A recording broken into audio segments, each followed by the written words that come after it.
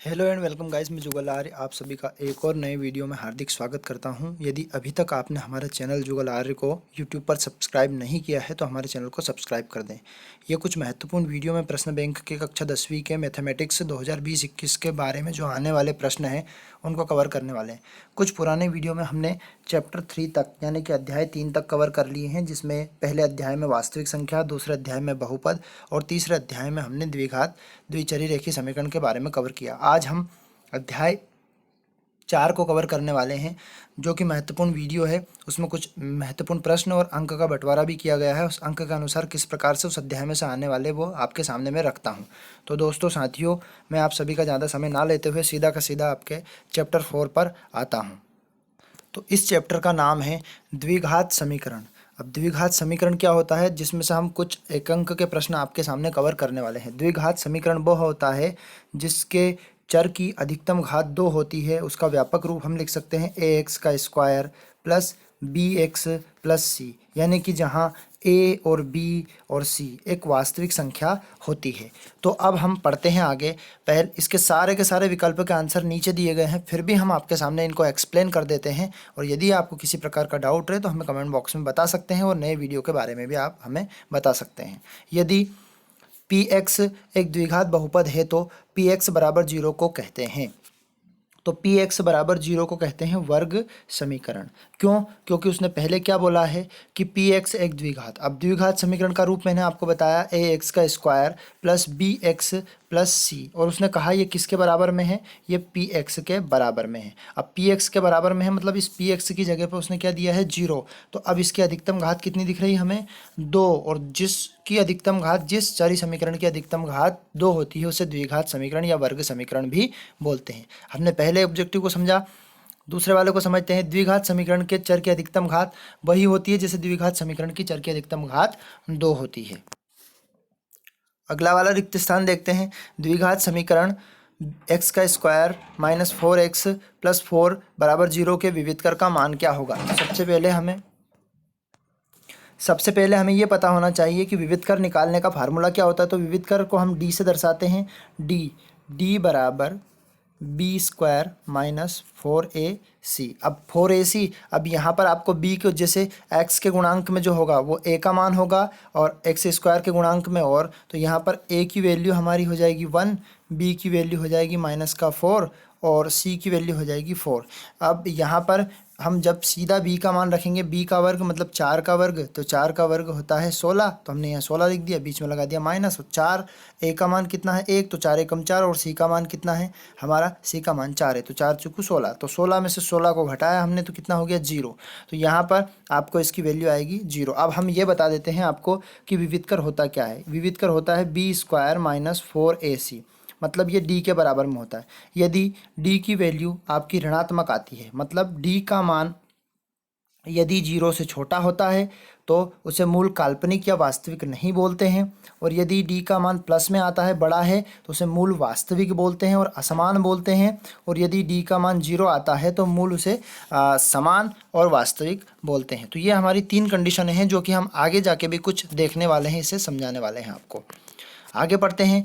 द्विघात समीकरण के मूलों की अधिकतम संख्या कितनी हो सकती है। तो द्विघात समीकरण की घात 2 होती है, और को जब डिवाइड करेंगे, गुणनखंड विधि से हल करेंगे, तो उसके मूलों की संख्या 2 होती है। वर्ग समीकरण ए एक्स का square plus B X plus C में विविधकर का मान, तो विविधकर फिर बार बार रिपीट हो रहा है, तो ये हो गया आपका बी स्क्वायर माइनस 4ac का फॉर्मूला, ये यहाँ पर आपका दिया भी है। अब यदि दूसरे तरीके से भी समीकरण दे दे, अब ये इसके लिए था, ये एक्स का स्क्वायर, अभी दूसरे तरीके से दे दो उस हिसाब से बना सकते हैं। वर्ग समीकरण 2x रूट 5x प्लस 1 बराबर 0 के 2 मूल होंगे। तो 2 मूल निकालने का तरीका, मतलब उसने दोनों मूल होंगे तो दोनों मूल काल्पनिक होंगे, मतलब ये दोनों मूल रूट के अंदर या मान आ सकते हैं या ऋणात्मक मान आ सकते हैं। तो इसको निकालने का तरीका आप गुणनखंड विधि से इसको हल कर सकते हैं या फिर सूत्र विधि से भी इसको हल कर सकते हैं। ठीक है, तो इसका मूल काल्पनिक होंगे, या आप निकालना चाहे तो निकाल भी सकते हैं। तो ये a बराबर आपका 2 हो जाता है, b बराबर आपका माइनस का 5 हो जाता है, और c बराबर आपका 1 हो जाता है। और विविधकर का फार्मूला इसमें लगा देते हैं। तो विविधकर का फार्मूला होता है बी स्क्वायर माइनस 4ac। तो बी स्क्वायर माइनस 4ac, तो b की वैल्यू हमारी क्या है, माइनस की रूट 5। तो ये हमने माइनस की रूट 5 लिख दी, माइनस 4 लिख दिया, और फिर यहाँ पर ए की वैल्यू, तो ए की वैल्यू हमने 2 कर दी और सी की वैल्यू इंटू 1 कर दी। अब यहाँ पर गुणा करेंगे तो ये वर्ग से रूट कैंसिल हो जाएगा, तो ये हो जाएगा आपका 5 और यहाँ से 4 दूना कर देंगे 8, तो 8 में से 5 गया तो कितना बचा, माइनस का 3। और माइनस का मैंने कहा डी का मान डी से बड़ा कौन है, 0, मतलब डी का मान छोटा है 0 से, तो मूल क्या हो जाएंगे इसके, काल्पनिक। जब भी दो मूल निकलेंगे तो वो माइनस वाले काल्पनिक निकलेंगे। खैर अब आगे बढ़ते हैं जोड़ी की तरफ। तो जोड़ी में वो की वही कंडीशनें दी है जो अभी हम आपको समझा रहे थे। मतलब प्रश्न में ऐसा बोला गया है कि यदि हम विविधकर की बात करते हैं कि मूल वास्तविक और असमान होंगे, तो असमान होने की कंडीशन ये होती है डी के बराबर होना चाहिए। तो वास्तविक मतलब धनात्मक मान, धनात्मक मतलब डी का मान बड़ा होना चाहिए किससे, 0 से, तो ये प्लस वाला मान। इसमें ये कंडीशन हो सकती है 1 2 3 4, मतलब कोई से भी इससे मान बड़े आ सकते, किससे, 0 से मान बड़े आ सकते इसके अंदर। मूल वास्तविक और समान मूल, तो मूल वास्तविक और समान मूल के लिए 0 आएगा डी बराबर। केवल और केवल यदि डी का मान 0 आता है हमें, तो उसको कह सकते हैं मूल वास्तविक और समान होंगे। और मोस्ट इंपॉर्टेंट ऑब्जेक्टिव है जो कि परीक्षा की दृष्टि से बहुत ज़्यादा आईएमपी है। काल्पनिक के लिए अभी हमने बोला, अभी सवाल सॉल्व करके भी बताया, डी का मान मतलब डी का मान क्या होगा, छोटा होगा किससे, 0 का। और ये कंडीशन कब बनती है, जब माइनस वाली वैल्यू आपकी आती है तब डी का मान छोटा बनता है 0 से। अब आगे देखते हैं द्विघात समीकरण 4x का स्क्वायर माइनस 4x प्लस 1 का विविध कर। तो विविध कर बड़ा आसान तरीका है। फिर हम रिपीट करते हैं b स्क्वायर माइनस 4ac।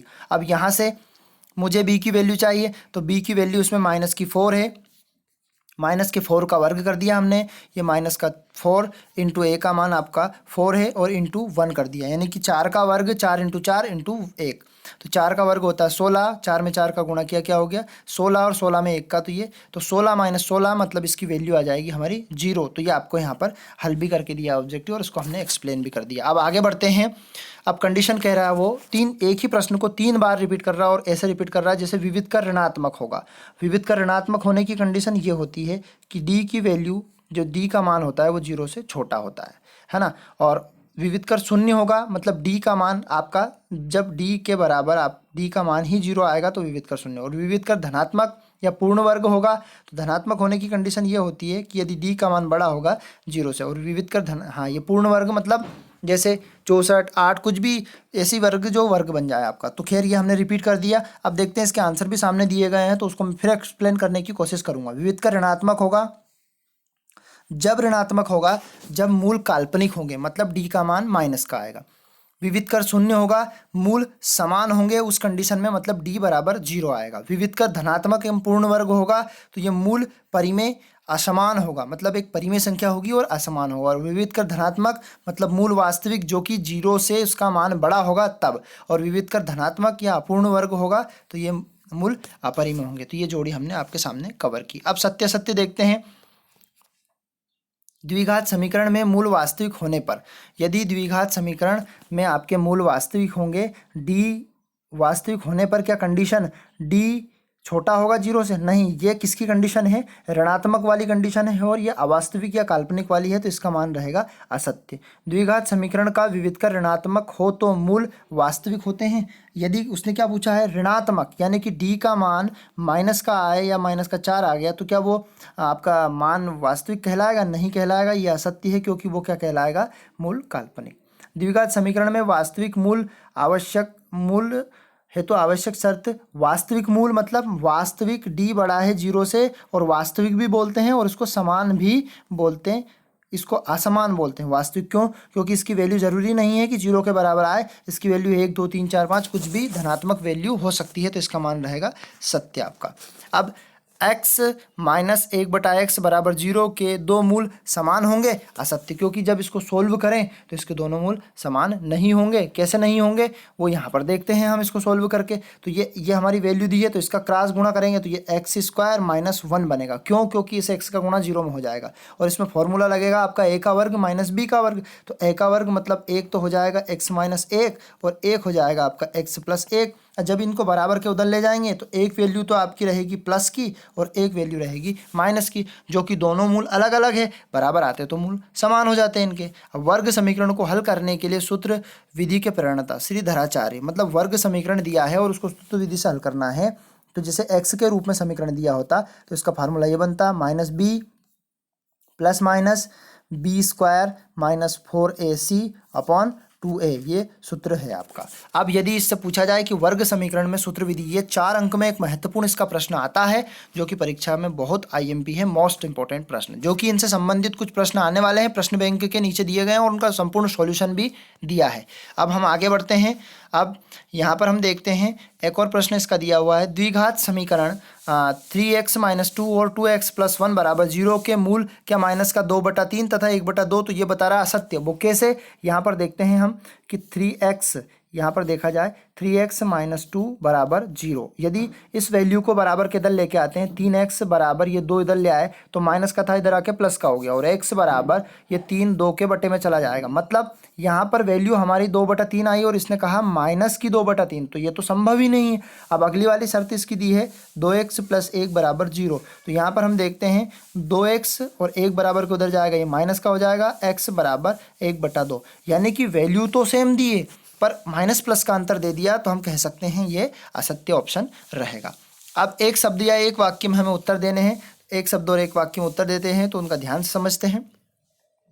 पहले कहा गया है समीकरण ax² + bx + c = 0 में b² - 4ac को क्या कहेंगे, इसको कहेंगे विवितकर, और विवितकर को हम कहाँ से दर्शाते हैं, d से। ये सूत्र यहाँ पर देखा जाए, अभी इस वीडियो में अभी तक हमने जितने भी प्रश्न बनाए हैं उसमें सारे के सारे विवितकर पे ज़्यादा ऑब्जेक्टिव बन रहे हैं, और यदि समीकरण देता है तो विवितकर की प्रकृति पूछता है। इसी प्रकार से आपके प्रश्न बनने वाले, जरूरी नहीं कि इसमें दिए यही बने, लेकिन इनसे संबंधित प्रश्न बनने वाले हैं। अब आगे बढ़ते हैं हम। यदि किसी वर्ग समीकरण के मूल समान एवं वास्तविक हो तो समीकरण का विवितकर कितना होगा। समीकरण का विवितकर यदि उसने कहा है मूल समान हो और वास्तविक हो, मतलब d = 0, क्योंकि वैसे ही आता है हमें कि मूल समान होने की कंडीशन में d = 0 मान आता है। अब अगला वाला क्वेश्चन देखते हैं। यदि किसी वर्ग समीकरण के मूल परिमेय एवं असमान हो तो समीकरण के विवितकर का मान होगा। अभी हमने एक जोड़ी में समझा कि परिमेय यदि बोल दिया जाए तो उसका मूल कैसा होगा, एक तो प्लस में रहेगा धनात्मक और एक रहेगा पूर्ण वर्ग, जो कि वर्ग इसका बन सकता है या निकल सकता है बाहर। वहाँ समीकरण जिसके अज्ञात राशि, मतलब अज्ञात राशि का मतलब हो सकता है x, y, z, जिसको हम मानते हैं उसको चर बोलते हैं, कि अधिकतम घात 2 हो कहलाती है, तो वो द्विघात समीकरण कहलाती है। द्विघात समीकरण भी बोल सकते हैं और वर्ग समीकरण भी, क्योंकि द्विघात का मतलब 2 घात होती है और वर्ग समीकरण पर भी लगने वाली घात ही 2 होती है, जिसको इंग्लिश में वर्ग बोलते हैं, स्क्वायर बोलते हैं। 5वां वाला, किसी वर्ग समीकरण के चर के 2 मान उस वर्ग समीकरण को क्या कहलाते हैं, उसके मूल कहलाते हैं। यदि ax² + bx + c को यदि हम सोल्व करेंगे, जिसमें a, b, c इनकी वास्तविक संख्या है, तो इसके 2 मान निकलेंगे, और हमेशा ध्यान रखना वर्ग समीकरण के अधिकतम मान 2 ही होते हैं। अब इसके अंदर से कुछ वैकल्पिक प्रश्न हमने कवर किए, जिसके बाद हम देखते हैं 4 अंक के आने वाले कुछ प्रश्न। एक बहुपद दे देगा और बहुपद के मूल ज्ञात करने की दे देगा। जब बहुपद के मूल ज्ञात करने हो तो ये 2 विधियों से 3 विधियों से ज्ञात हो सकते हैं। एक तो पूर्ण वर्ग विधि, एक सूत्र विधि जो धराचार्य ने आपको प्रदान की, और एक सीधी सीधी गुणनखंड विधि। इनके क्वेश्चन तो हमने छोटी क्लासों में भी बनाए हैं, तो ये सीधे सीधे सारे के सारे सॉल्यूशन प्रोवाइड किए हैं। फटाफट इनको मैं बता देता हूँ आपको, और आप देख सकते हैं, स्क्रीनशॉट भी इनके ले सकते हैं। अब यहाँ पर हम देखते हैं कि 2 मूल निकलने के बाद यहाँ पर इनके 2 मूल, एक माइनस का आया एक प्लस का, इसको सोल्व किया गुणा करने पे विधि से। अब यहाँ पर उसने सीधा सीधा बोल दिया, ये प्रश्न बहुत महत्वपूर्ण है, मतलब कि ये इंपॉर्टेंट है। कहने का मतलब एक सवाल आपका आ सकता है सूत्र विधि वाला, समीकरण कोई सा भी दे सकता है। श्रीधराचार्य का हम सूत्र लगाएंगे, और श्रीधराचार्य का सूत्र आपके सामने फिर लिख देता हूँ, माइनस का b प्लस माइनस रूट के अंदर b² - 4ac, ये तो हमारा विवितकर का ही हो गया, और बटे में 2a। वैल्यू कहाँ से निकालनी है, तो वैल्यू मतलब इस समीकरण से इसकी तुलना करेंगे, तो a और b के मान निकालकर सीधा सूत्र में पुट करके इसको सॉल्यूशन प्रदान करेंगे। चाहे तो आप स्क्रीनशॉट भी ले सकते हैं, और यदि हमारे चैनल पर नए हैं तो हमारे चैनल को सब्सक्राइब कर दें, दोस्तों और साथियों के साथ शेयर कर दें। इसी प्रकार से कुछ समस्या से संबंधित सवाल भी आपके आ सकते हैं कि 2 ऐसे क्रमागत विषम धनात्मक पूर्णांक संख्या, अब विषम धनात्मक पूर्णांक संख्या ज्ञात की जिनके वर्ग 2 से 90 हों। तो यहाँ पर हम मानते हैं, तो यहाँ पर एक संख्या हमने x मान ली और दूसरी, और इसको सॉल्यूशन दिया, पूरा का पूरा दोनों का वर्ग करके हमने लिख दिया और इसका सोल्व किया, तो x की 2 वैल्यू निकली, एक बार प्लस चिन्ह लिया और एक बार माइनस चिन्ह लिया। इसी प्रकार 8वां क्वेश्चन है आपका, 2 क्रमागत धनात्मक पूर्णांक संख्या ज्ञात कीजिए जिनके वर्गों का धनात्मक पूर्णांक संख्या। तो यहाँ पर वर्ग 265 है, तो इसका वर्ग, यानी कि ये सवाल वर्ग वाले सवाल आप एक बार कर लेना हल, ताकि आपको एग्जाम में करने में परेशानी ना आए, क्योंकि मैथ्स को प्रैक्टिस चाहिए और आपको प्रैक्टिस मैथ्स में परफेक्ट बनना है। तो देखते हैं 9वां वाला, ऐसी दो संख्याएं ज्ञात कीजिए जिनका योग 27 है और गुणनफल आपका 182। तो दो संख्याएं ज्ञात कर सकते हैं। जब योगफल की बात करी तो इसमें एक चर ही मानना है, वो एक्स वाई वाला नहीं मानना है। आप सोल्व कर सकते हैं, अधिकतर सूत्र विधि का उपयोग ज़्यादा करें ताकि आपकी प्रैक्टिस होगी, आप सवाल अच्छे से बना पाएंगे। फिर के की वैल्यू, ये विविध करके फॉर्मूले से के की वैल्यू आप निकाल सकते हो, और ये समकोण त्रिभुज मतलब पाइथागोरस थ्योरम भी आप इसमें लगाकर इसको सोल्व कर सकते हो। तो इसमें हमने कुछ महत्वपूर्ण प्रश्न पढ़े, और ये अतिरिक्त प्रश्न चाहो तो आप नहीं भी करना, चाहो तो नहीं करना, क्योंकि सीधे की सीधे हम सूत्र विधि और गुणनखंड विधि से सवाल जो बनने वाले हैं वो परीक्षा में आने वाले हैं, और ज़्यादा से ज़्यादा उन्हीं पर ही आप फोकस करें, इनको चाहो तो आप ना करें। अब हम अगले वीडियो में आपको अध्याय 5 समांतर श्रेणी को प्रोवाइड करने वाले हैं। उसके लिए आपको थोड़ा इंतजार करना पड़ेगा। हम जैसे ही अगले लेक्चर के वीडियो को लेकर आएंगे आपके सामने रख देंगे। यदि हमारा वीडियो आपको पसंद आया तो हमारे वीडियो को दोस्तों के साथ शेयर कर दें, और चैनल पर नए हैं तो हमारे चैनल को सब्सक्राइब कर दें।